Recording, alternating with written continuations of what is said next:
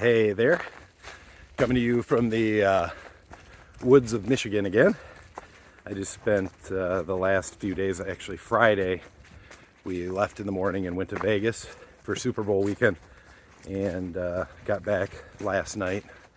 So we got to run around the crazy town of Vegas and had a really good time. We went out there with a couple friend of ours, and some of their family members were there as well, but we had a great time. We ate a ton of amazing food, played in a couple tournaments. First tournament, our friend V took first, I took seventh, so we both got some money back there. And in the second tournament, there was like 276 people. I took 90th, which sucks, and he took 21st and actually got some money back, which was nice. So, and Connie and Amanda had a great time, so it was a really, really good time. But as I've been walking through the woods here, I've been thinking a lot about relationships and how my view of them have changed over the years. I mean, the majority of my friends that I have, or my close friends, have always been people that I grew up with, and just really long-term friendships, because I really do value those relationships in my life. But for the longest time, I used to say, I got enough friends. My friends list is closed, whatever. And I kind of had a grouchy view of even opening myself up to real friendships. I'm not sure that it was real. It was probably just me trying to be contrarian Pete. But since the pandemic, or when the pandemic first started, obviously that altered everybody's views of relationships. And some people may have recognized that the relationship they were in sucked because they had nowhere to escape.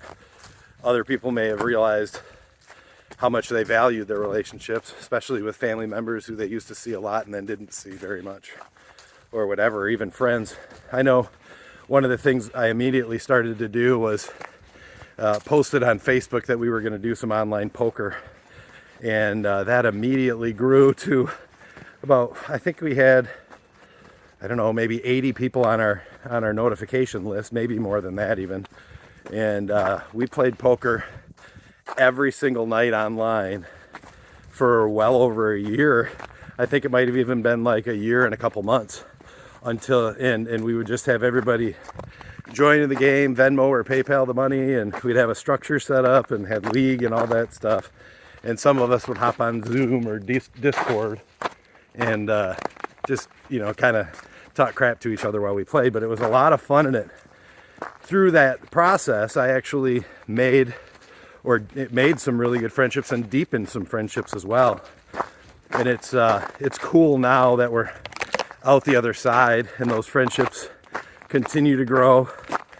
Whether it's Randy, Stormcloud, V, Nick Volpe, any one of the number of people that I either became friends with or deepened those relationships, it's pretty awesome. Because now we can get together in real life and participate even in poker like we used to do only online, but it's a lot of fun. And also, as we traveled around the country during the pandemic, some of the connections that we made while on the road, I mean, we were out there living life while a lot of people were living life in a much different way, in their homes or really limiting their going out into the world. And we did the complete opposite. But we met a lot of other people who were of similar mindset, and people that we have really good connections with even today, even if we only met them for a total of 10 minutes conversation time, but we might have got connected on social media. And in fact, I just talked to a guy we met down in Fort Myers the other day. We were chatting, Brent and his family, and we were chatting it up on social media, talking about how we should get together sometime here in Michigan, since we're both here. But really cool stuff. And the friendships that we've created with our people that we met down in Florida since going down there, it's just really giving me a different view of relationships. Obviously, my main goal is to live life, but it's a hell of a lot more fun to live life when you've got people around you that you enjoy living it with. And even those spontaneous things, and we do lots of crazy stuff now, or have since the pandemic, which has been pretty amazing. But to have people who are willing to take that phone call and go, hell yeah, let's do it, that makes it a lot of fun. But anyway, I think especially as we get past 50, I mean, just last night I heard about another one of my peers, father of one of my son's good friends, who just died of cardiac arrest. When you see stuff like that happening, it really does, to me, show me how important and valuable those relationships are. That's number one, because you never know how long it's going to be. But number two, it also makes me really not take for granted the conversation and the words that I exchange with the different people who I do call friends and who I do have relationships with, because I want to let them know how I feel. I want to be open and you know, not leave an interaction feeling bad, but leaving an interaction feeling happy and like we covered everything we could cover, or whatever it is. But anyway, I think that stuff, to me, especially the older I get, the more important it is. And if I could go back and tell my younger self to do something, it would be, don't be a contrarian on the relationship thing, because the amount of fun I'm having now with my friends and family and everyone else, I wish I would have doubled down in earlier years.